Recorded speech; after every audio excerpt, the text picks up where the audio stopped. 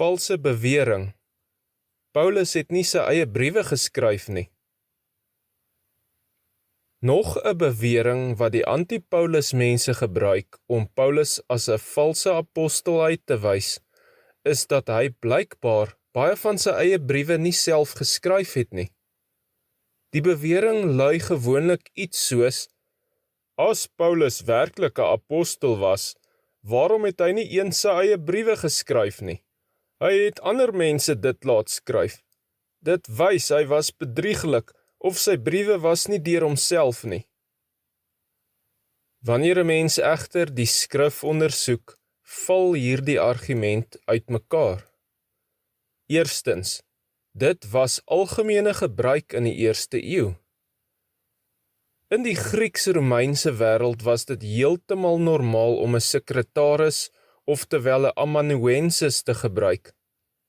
'n Sekretaris kon die woorde neerskryf terwyl die outeur dikteer, grammatika verbeter, die brief netjies uitskryf en soms selfs die finale kopie maak.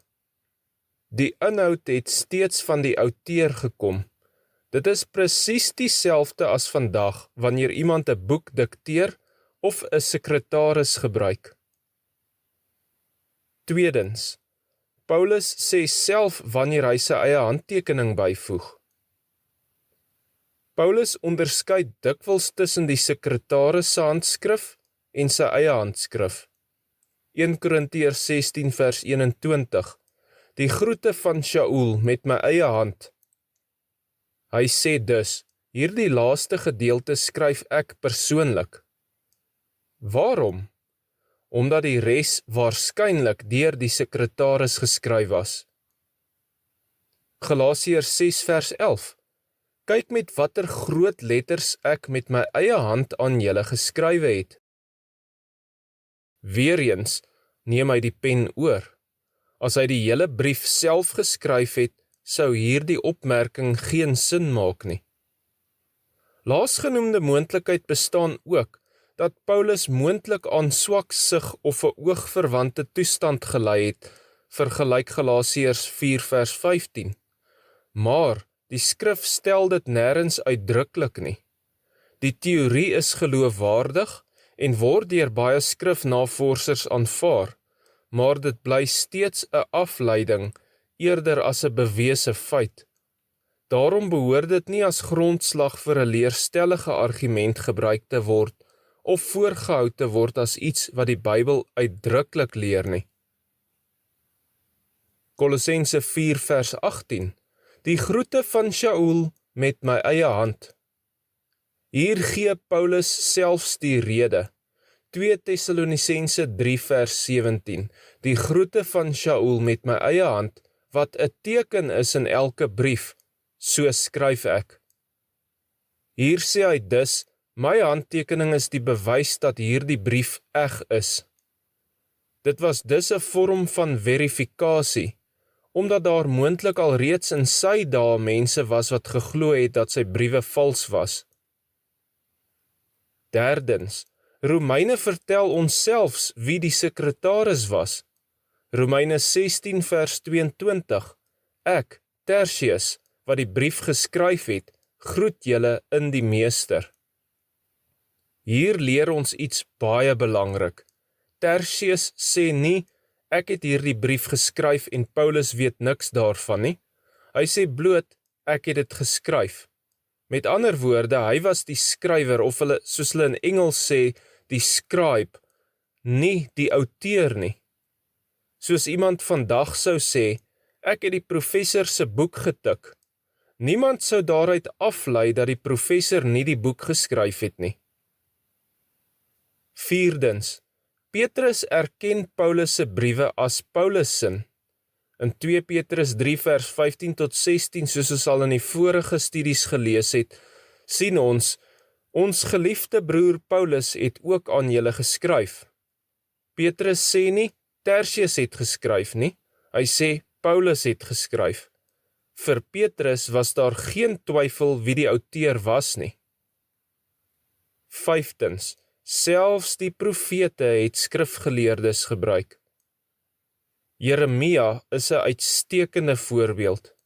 Jeremia hoofstuk 36 sien ons, Majesteit Jahwe gee die woorde aan Jeremia. Jeremia roep Baruch. Baruch skryf alles neer. Toe lees Baruch dit aan die volk voor. Niemand beweer, Jeremia is dus 'n valse profeet, omdat Baruch die boek geskryf het nie. Inteendeel, die boek bly Jeremia. Sestens, die Ou Testament of Tanakh maak dieselfde onderskeid. Moses het ook nie noodwendig elke gedeelte persoonlik neergeskryf op die oomblik dat dit gebeur het nie. Ons sien dikwels, Moses het geskryf, wat verwys na outeurskap, nie noodwendig dat elke letter deur sy eie hand op perkament geplaas was nie. Sewende, waarom het Paulus sekretarisse gebruik? Daar bestaan verskeie moontlike redes, naamlik, hy het ongelooflik baie gereis, hy het gemeentes gestig, hy het dikwels in die gevangenis geskryf, hy kon terselfdertyd aan verskeie medewerkers dikteer, en hy het moontlik oogprobleme gehad, vergelyk Galasiërs 4 vers 15 en 6 vers 11, hoewel dit nie met sekerheid bewys kan word nie. Geen van hierdie moontlikhede maak sy apostelskap verdag nie. Die logiese probleem met die anti-Paulus argument. As die gebruik van 'n sekretaris bewys dat iemand vals is, dan sou dieselfde logika beteken, Jeremia was vals want Baruch het eintlik Jeremia geskryf. Baie antieke konings was nie die auteurs van hul briewe nie, en geen antieke dokument wat deur 'n sekretaris opgestel is, kan vertrou word nie. Medebroers en susters, dit is 'n onhoudbare gevolgtrekking. Gevolgtrekking?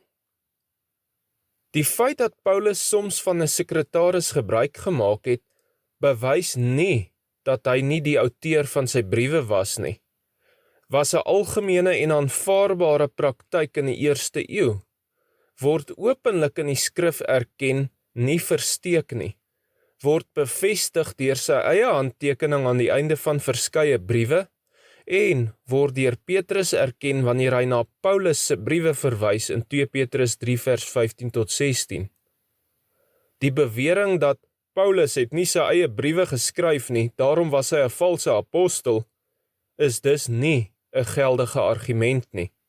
Dit verwar die rol van 'n sekretaris met die van die outeur. Die skrif self maak duidelik dat Paulus die bron van die inhoud was, terwyl 'n medewerker in sommige gevalle die fisiese neerskryfwerk verrig het. Hierdie praktyk was algemeen en het geen afbreuk aan die gesag of egtheid van sy briewe gemaak nie. Selah.